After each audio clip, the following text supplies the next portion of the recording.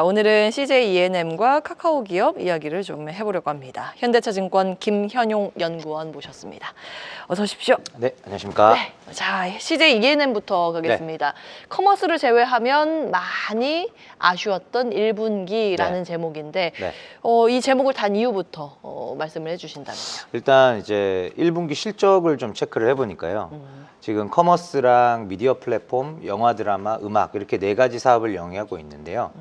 이 가운데 이제 커머스만 한 자리 초반 정도에 안정적으로 성장을 하고 있고, 그 외의 사업 부문들은 대부분 이익이 큰 폭으로 빠지거나 아니면 이제 재차 좀 적자 전환하는 그런 모습들이 좀 포착이 되고 있습니다. 그래서 이제 제목을 그렇게 달았고요.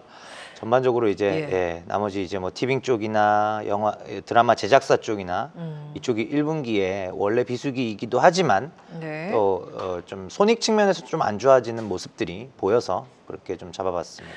근데 실적 부진이 예상된다고 하시면서도 매수 의견을 제시하셨단 말이에요. 그 이유가 따로 있을까요? 일단은 이제 주가가 항상 이제 선반영하는 그런 특징들이 있다 보니까 지금 이제 뭐 안 좋아지는 부분들이 일단 조금 미리 반영되었었던 구간이 있고요.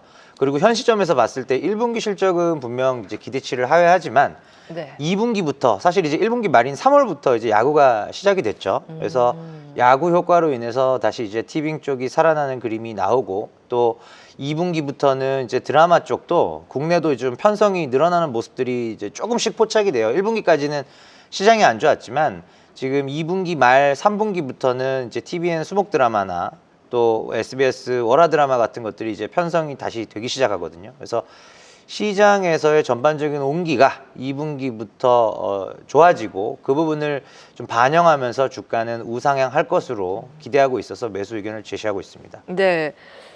그 사실은 미디어 플랫폼이 그동안 과거에는 CJ E&M의 핵심 사업부였거든요. 여기 전망이 좋지는 않은 것 같은데 체크해 주세요. 일단은 지금 1분기 원래 또 워낙 또 광고 시장이 비수기였고 또 대내적인 전국 불확실성으로 인해서 광고주들이 또 집행을 또 더더욱 안 했어요. 그러다 보니까 지금 TV 광고 시장이 많이 안 좋고요. 1분기에도 전년 동기 대비 마이너스 성장이 불가피하다라고 이제 지금 판단이 됩니다. 그래서 결국 이 미디어 플랫폼 사업 부문이 좋아지기 위해서는 지금 이제 티빙이 살아나야 돼요. 어찌됐건. 티빙. 근데 이제 티빙이 1분기에는 악재들이 좀 겹쳤었던 게 네이버와의 이제 제휴도 3월 1일자로 끝났고 그러면서 가입자들이 좀 빠져나갔고요. 이 부분을 이제 야구로 인해서 얼마나 빠르게 좀 빠진 부분을 메이크업 하느냐, 이게 이제 좀 관건이 될 것 같습니다. 다만 최근에 이제 야구 열기를 보시면 뭐 예매가 힘들 정도로, 뭐 잠실구장 같은 경우 예매가 힘들 정도로 남녀노소 불문하고 전 연령층에서 고르게 야구 인기가 올라오고 있어서 작년도가 이제 KBO 중계의 어떤 1년차, 원년차였다면 올해부터는 이제 TV로 큰 스크린으로 야구를 시청하던 수요를 티빙 쪽으로 많이 옮겨오기 위한 여러 가지 프로모션들 이런 것들 좀 하고 있거든요. 그래서 뭐 지금은 조금 이제 슬로우 다운이 되어 있는 상태지만 2분기부터 좀 좋아질 걸로 예상하고 있습니다. 야구가 중요하겠네요. 야구가 핵심입니다. 야구가 얼마나 흥행을 하는지 한번 보겠습니다. 1분기에 영화하고 드라마 쪽은 어떤가요? 일단 영화 드라마 사업 부문 같은 경우에는 크게 2가지 자회사를 보시면 되는데요. 첫 번째가 이제 미국 제작자 회사인 핍스 시즌, 그리고 두 번째가 한국 제작자 회사인 스튜디오 드래곤입니다. 근데 일단은 지금 1분기는 둘 다 안 좋았다, 이렇게 말씀을 드릴 수 있겠고요. 왜냐면 미국 제작자 회사 핍스 시즌은 4분기 때 보통 연말 성수기다 보니까 그 해에 납품하지 못했던 드라마들을 싹 다 밀어 넣었어요. 그러고 나서 1분기에는 2편의 드라마 시리즈를 공급하기는 했으나 각각을 이제 약 절반씩 공급하다 보니까 실질적으로는 미국 드라마 시리즈 한 편 분량의 공급에 그쳤어요. 그러다 보니까 이제 어떤 영업 흑자를 내기 위한 최소한의 매출에도 소폭 못 미칠 것 같아서 좀 적자 전환이 불가피해 보인다, 이렇게 보고 있고, 스튜디오 드래곤도 지금 1분기 컨센서스도 많이 낮아지고 있고 전년 동기 대비 영업이익이 50억에서 100억 사이로 감익이 예상이 되고 있습니다. 이유는 일단은 1분기 TVN에서 방영되었었던 드라마들의 시청률도 다소 좀 저조했고요. 그리고 전반적으로 편성이 감소하고 있습니다. 똑같은 편수에서도 예전처럼 16부작을 제작 방영하는 게 아니라 요즘은 이제 거의 12부작 정도가 제작비 워낙 올라가다 보니까 그래서 좀 그런 매출단에서는 좀 역성장이 좀 불가피한 환경이거든요. 그런 이제 뭐 대내 대외적으로 좀 어려운 환경에서 영화 드라마 사업부도 1분기는 위축세로 지금 예상이 되고 있습니다. 그래서 그런지 일단 투자 의견은 매수를 제시해 주셨는데 목표 주가를 낮추셨더라고요. 맞습니다. 그거 좀 체크해 주세요. 85,000원에서 이제 8만 원으로 좀 추가 하향을 했고요. 일단 1분기 실적도 제가 이제 기존에 봤었던 영업이익 대비로는 한 30-40% 하향 조정을 했고 또 그런 부분들 플러스 이제 티빙 쪽의 손실이 작년 3분기부터 사실 점진적으로 이제 좀 손실이 줄어들 줄 알았던 부분들이 4분기에도 손실이 조금 늘었고 1분기에도 일시적이긴 하지만 이제 네이버 제휴 종료 효과로 인해서 손실이 조금은 늘어납니다. 그래서 그런 부분들이 실적 전망치에 반영되면서 2025년 EPS가 낮아졌고 그 부분이 이제 목표 주가 하향으로 직결된 상황입니다. 그럼 투자 전략은 어떻게 해야 될까요? 일단은 이제 미디어 업종 내에서 우리가 살만한 종목이 있느냐 이렇게 접근을 해야 될 것 같습니다. 한한령 해제와 관련된 이제 투자 심리의 급격한 개선 이후로 제작 자회사들, 드라마 제작 회사들은 강하게 주가가 한번 반등을 했지만 CJ ENM은 주가 반등폭이 굉장히 미미했죠.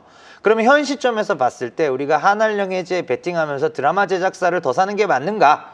아니면 드라마 또는 뭐 음악 또는 이제 안정적으로 이익이 나오는 커머스, 그러니까 셋 중에 뭐 넷 중에 뭐가 잘 돼도 ENM 주가는 지금 현재 1조 초반의 시가총액에서는 위로 열려 있는 그림이거든요.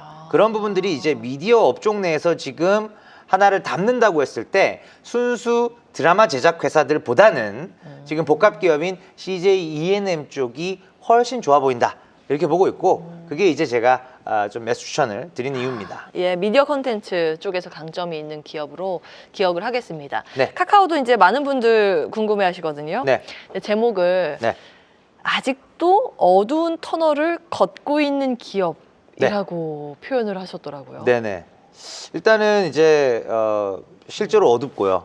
1분기 실적도 그러니까 사실 지금 실적이 안 좋아진 지는 꽤 됐어요. 왜 이렇게 안 좋은 거예요? 제일 큰 부분은 온라인 광고 시장에서 만큼은 시장 성장률을 주도해 왔었던 국면이 카카오의 2021년, 2022년이었다면 이 엔데믹 초입 구간에 들어갔던 2023년부터 2024년 말까지 약 2년 기간 동안에 온라인 광고 시장보다도 비즈보드, 즉 이제 그들의 디스플레이 광고 매출의 성장률이 비슷하거나 소폭 낮았어요. 그러니까 시장을 하회한 지가 한 2년 가까이 되다 보니까 이런 부분들이 이제 수익성이 마진이 제일 좋은 비즈보드 광고, 즉 디스플레이 광고 부분에서는 매출 성장률이 예전 같지 않고 그랬던 상태에서 컨텐츠 사업 부문, 게임, 음악, 그리고 웹툰, 드라마가 있죠.